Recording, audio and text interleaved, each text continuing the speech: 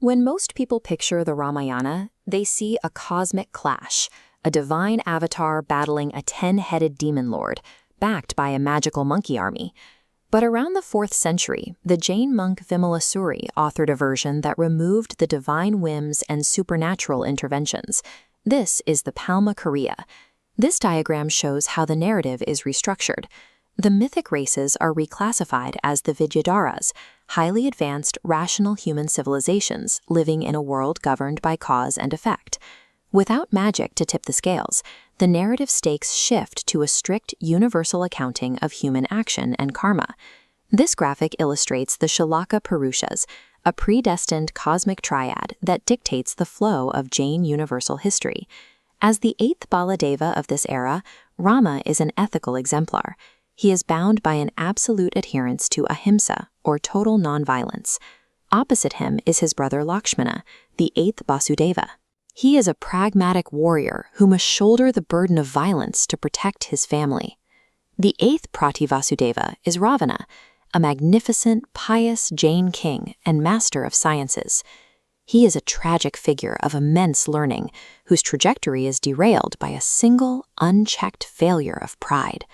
That pride drives Ravana to abduct the noble-born Sita. This single action forces the cosmic triad into motion. It activates a mechanism where every subsequent move incurs a precise, unavoidable karmic debt. Rama and Lakshmana begin their search for Sita, eventually forming an alliance with Sugriva and Hanuman.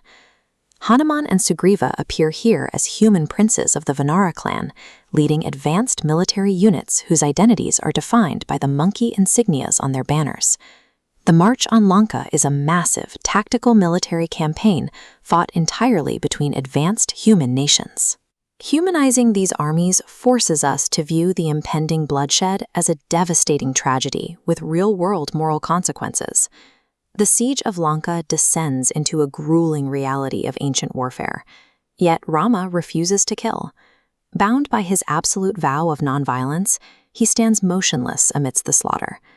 Because Rama's spiritual purity prevents him from raising a weapon against his enemy, the burden of action falls entirely on Lakshmana.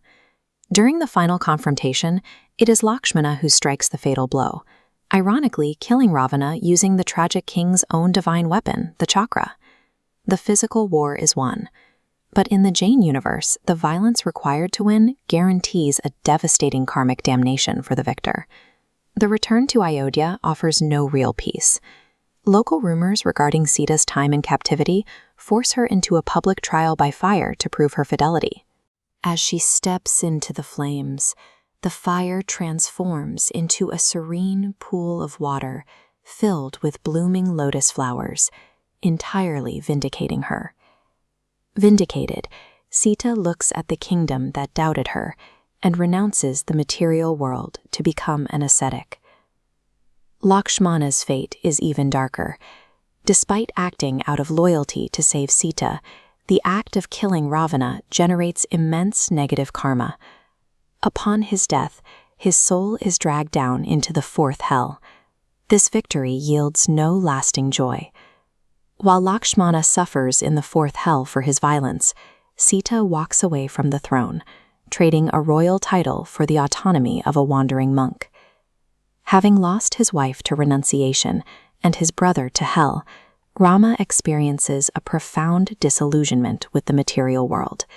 He lays down his crown, takes the vows of a monk, and eventually achieves moksha, total liberation from the cycle of rebirth.